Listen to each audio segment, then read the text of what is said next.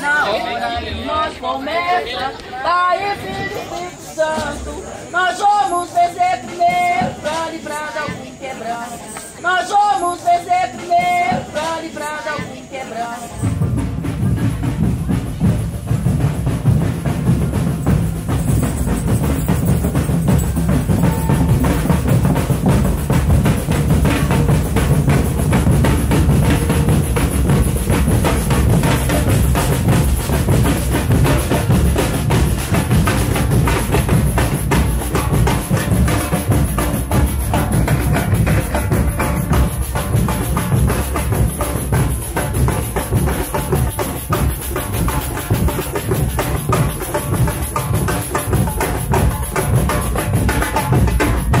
Na verdade, nunca dancei congada, mas eu sou congadeira. Por que eu falo que eu sou congadeira? Porque eu sou filho do criador da congada em Lambari, José Sabino Rodrigues, né? Meu pai, que criou a congada em Lambari. Ele nasceu um ano após a libertação dos escravos, né? 13 de maio de 1888. E ficou sendo meu pai o general das congadas e o cuidador da coroa. E eu fiquei 25 anos tomando conta como coordenadora da congada. Aí meu pai também faleceu, o Milton, meu irmão, começou a tocar o terno, que ficou sendo o terno Estrela Cadente. E Estrela Cadente hoje funciona com a Ângela sendo a responsável. Mas ela é minha sobrinha e sobrinha dele também.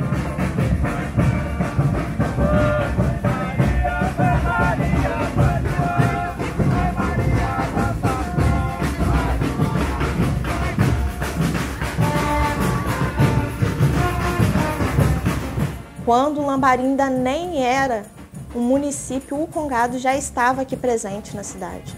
O congado resiste há mais de 100 anos. A dona Ângela, o terno dela é o mais antigo da cidade. A família dela, há mais de 100 anos, está mexendo com o congado. Então, é muito importante a gente estar olhando a congada por um olho para além das festas, que é muito linda, muito bonita, as roupas, os instrumentos, as músicas, é tudo isso. E é maravilhoso, sim, é muito maravilhoso. Mas existe um bastidor. Tem uma parte religiosa ali, e espiritual principalmente, para além da religião, tem um espiritual, que é um culto ancestral, é um culto à ancestralidade. É você se lembrando do que seu pai fez, do que seu tio fez, é uma coisa que é familiar, é uma coisa ancestral, que é passada de um para o outro e esse gosto fica enraizado. Então a ancestralidade está totalmente ligada à espiritualidade. E a parte religiosa também, porque cada um tem a sua fé. E dentro dessa fé, principalmente no Brasil, que é um país que aconteceu um grande sincretismo, a gente vai pensar em representar esses ancestrais, principalmente com o quê? Olhando os santos negros. Então, até isso, na parte da religiosidade, está totalmente ligada à cor, está totalmente ligada à raça, totalmente ligada à ancestralidade. Não tem como você colocar a congada só como uma manifestação cultural num olhar artístico apenas. Tem que estar englobado em tudo. Tem a parte artística? Tem, com certeza. Porque é bonito, as pessoas se vestem muito bem, tem um porquê de cada vestimenta, tem um porquê de cada dança, tem um porquê de cada batida do terno. Cada um tem seu terno, cada um tem sua batida, cada um ecoa por um porquê. Mas para além da beleza da arte, tem a parte espiritual, tem a parte religiosa, tudo está interligado.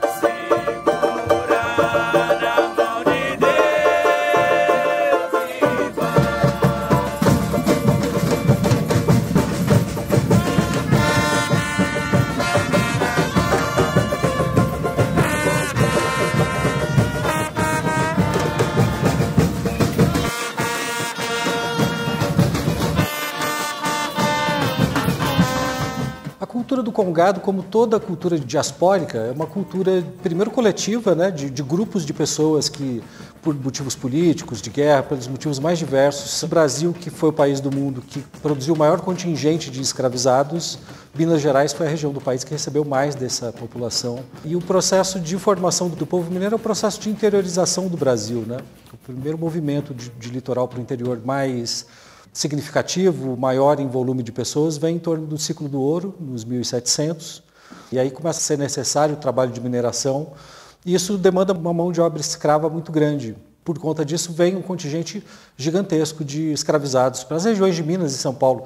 E isso quebra identidades, isso quebra histórias, né? E particularmente para os africanos isso é muito sensível, porque os povos africanos são povos, diferente de para nós ocidentais, da cultura eurocêntrica e tudo, a morte para as culturas tribais africanas em geral, ela não é um conceito, ela é uma espiritualidade, é uma coisa diferente.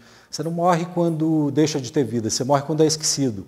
Então, ser esquecido, não ter história, é um elemento cultural muito sensível para as culturas africanas, e quando eles vêm para o Brasil, o que acontece é que a relação que eles têm com o território, a relação que eles têm com a memória, com a identidade, fica rompida, e eles precisam reinventar isso. Por isso o congado, os ternos de congado, né, são coletivos, as maltas de capoeira são coletivas, todas essas culturas são diaspóricas de grupamentos humanos que querem reconstituir identidade. Então o congado é uma dessas formas de culturas diaspóricas, né, que em torno do tambor, da música, cantam a própria memória, criam novas identidades, criam relações afetivas. O congado tem essa força. O congado está na raiz do samba, por exemplo, né? A raiz do samba é congo-angolesa.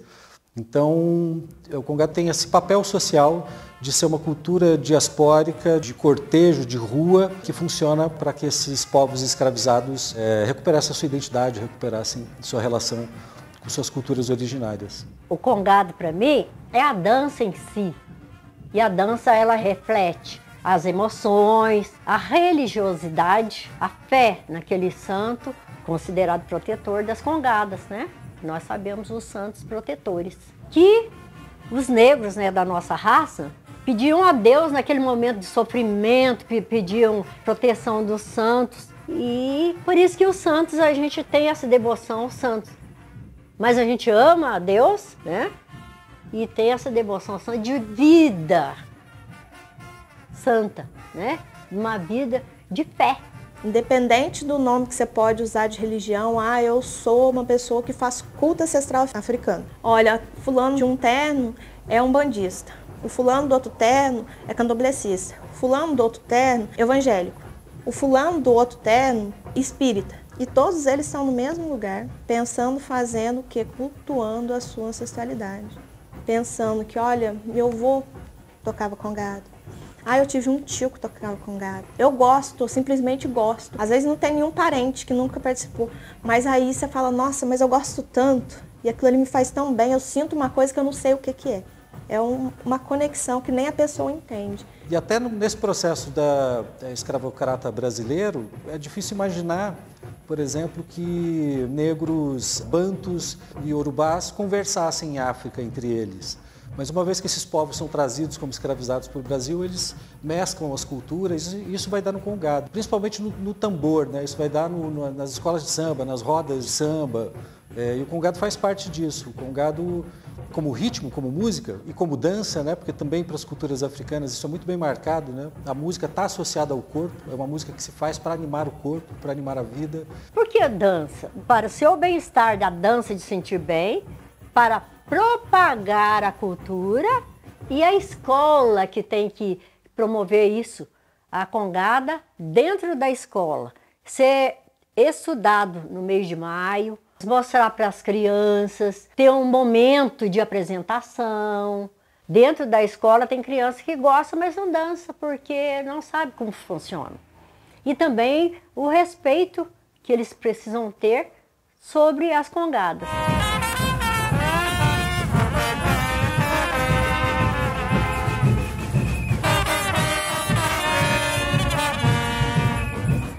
Então, o povo congadeiro precisa ser valorizado, muito valorizado na nossa cidade, na nossa cultura. E Lambari, para fora daqui, é muito valorizada. É uma cidade que as pessoas, as outras cidades querem que estejam lá. O que a gente precisaria mais é justamente de recursos, de formas de conseguir levar essas pessoas até lá. E todo lugar onde Lambari coloca os pés, toda cidade que Lambari coloca os pés, é ovacionada. Então, essa que é a importância do congado para mim, acredito, para a cidade, principalmente para quem está aqui fazendo o congado. todos os anos e o ano inteiro. Porque aqui a congada acontece em maio, mas os congadeiros começam em abril. Em abril eles vão para Aparecida do Norte fazer o grande culto a Nossa Senhora Aparecida, que é uma santa negra, e ali começa. Aparecida em abril, maio aqui em Lambari, e todos os meses seguintes, todos os meses tem festa em alguma cidade, todos os meses.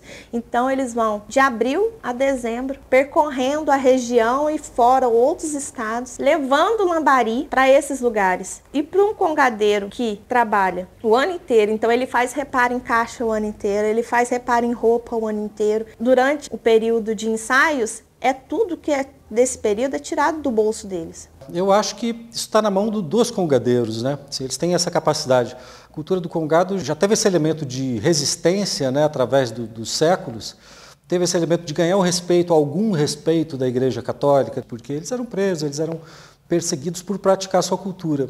Então tudo isso eles já venceram. Então eu acho que o congado hoje ele precisa se capacitar para participar das políticas públicas de cultura, né? Participar dos processos de produção cultural oficiais do país, o que eles já fazem, né? Se existe hoje projetos como Afromineridade, esse tipo de coisa, não é uma generosidade para com eles, foi uma coisa que eles conquistaram com a luta deles, com a força da expressão deles. Então acho que o próximo passo deles é alargar esses horizontes, né? Ocupar mais espaço, porque eles são maioria, né? Os espaços devem ser deles. Então essa luta continua na mão deles e eu assim, não tenho nenhuma preocupação com uma questão de extinção, por exemplo, de congados, de todas as expressões negras, porque a característica principal dela é a resiliência, né?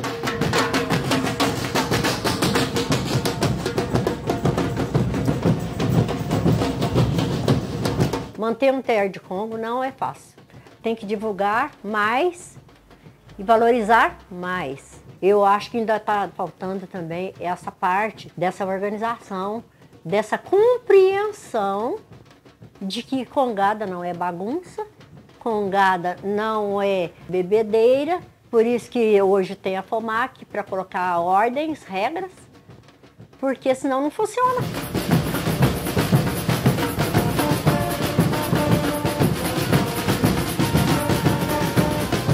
Então, eu penso assim, que tem que colocar os jovens para aprender e principalmente aprender a história que vem de trás. Quem sabe faz a hora, não espera acontecer. Então, é preciso valorizar o passado no presente e para repercutir e melhorar o futuro. Então, que esse jovem possa estar aprendendo o porquê de dançar congado. Ensiná-los a tocar, mais a cantar, precisa de cantadores. Porque hoje tem os cantadores, mas quem serão os futuros? Os jovens que estão aí. Caminhando e cantando e seguindo a canção, somos todos iguais, braços dados ou não. Quando a gente faz essa linha de raciocínio, se a gente não toma posse da nossa própria identidade, da nossa própria história, amanhã pode vir alguém aqui e contar a sua história da forma que ela quiser. Uma voz de um outro alguém contando a sua história, né? E a gente tem que entender a identidade de cada um, né? E valorizar essa identidade, principalmente municipal. Então, esse processo cultural, né, da cidade de Lambari está totalmente ligado a esse congado. Porque aqui não tem qualquer outra manifestação que tem um lugar fixo. O único lugar que é fixo, que é um patrimônio da cidade, que é inventariado, são as congadas e a rua principal da congada, que é ali a Rua do Campinho.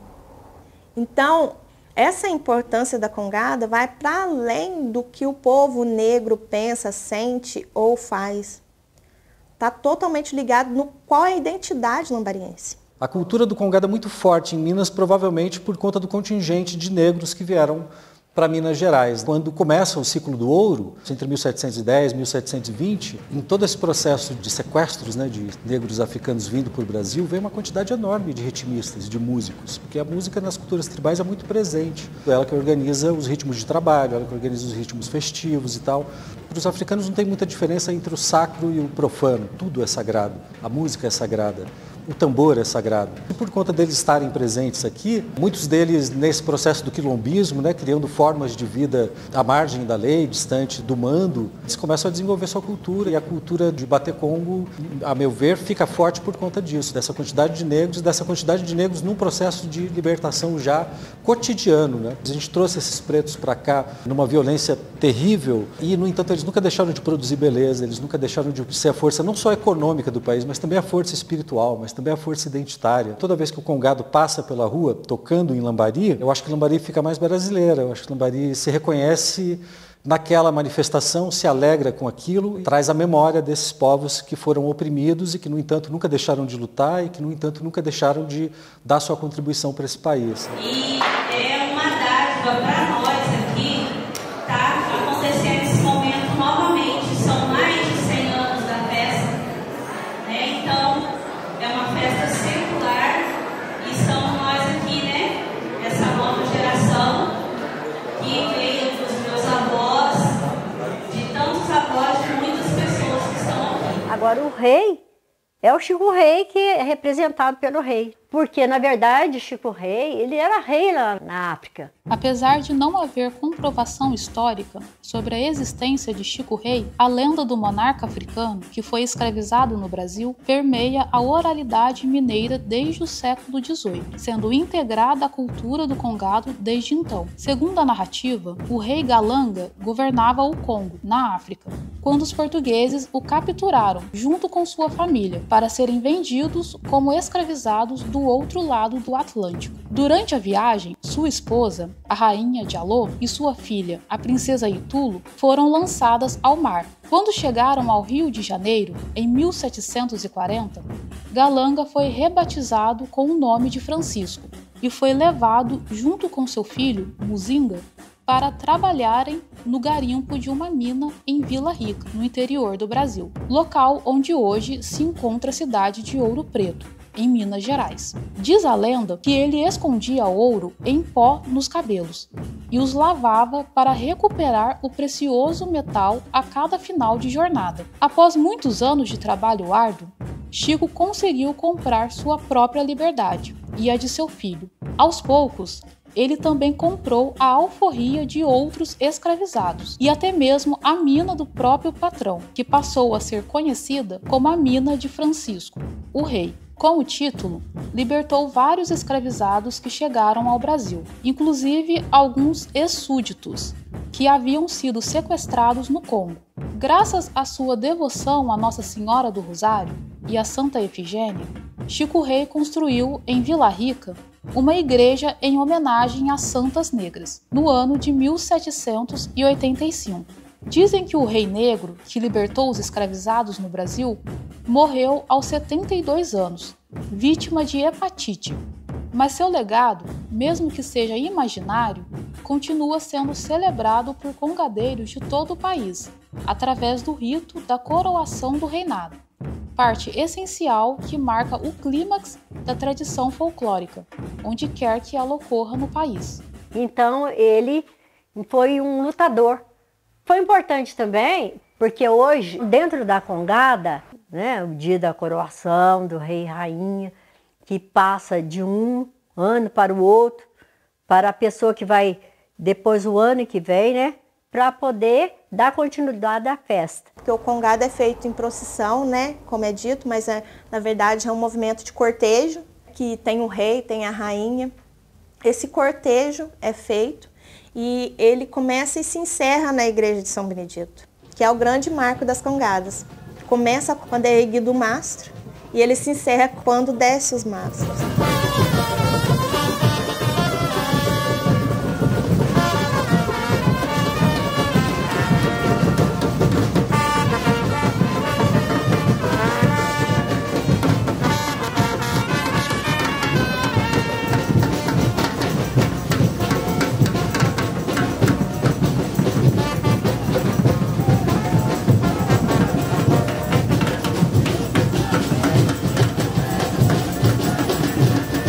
Eu vejo, por exemplo, que o Congado em Lambari pode ter a mesma trajetória do samba de avenida do Rio de Janeiro, que é uma grande festa turística. A gente tem esse problema aqui, né?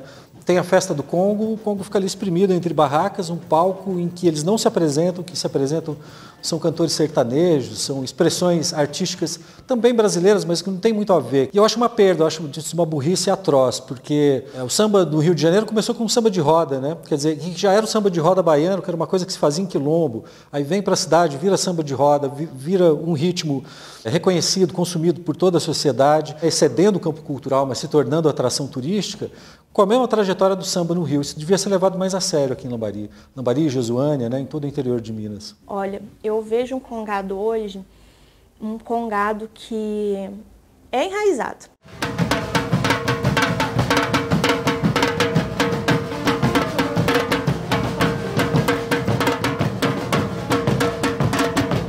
Eu acredito que por mais que tenha discursos de gente falando assim, que vai acabar o congado, o congado não vai acabar. Eu não quero que acabe. Uma coisa que é da minha família, mas nós não somos donos do Congo. O Congo é para todos. Eu não sou eterno. Nós não somos eternos. Os donos de Congo estão sendo donos de Congo agora, mas não são para sempre. O desafio, eu acho que tem que ter mais reconhecimento, tem que ampliar mais, para valorizar mais essa cultura da congada e passar para os jovens também o valor da congada. A alegria de ver a continuidade. A congada é alegria. Nós estamos aqui festejando Nossa Senhora do Rosário e São Benedito. A população precisa respeitar. Você não é obrigado a gostar. Eu sou católica, eu tenho que respeitar a fé do outro.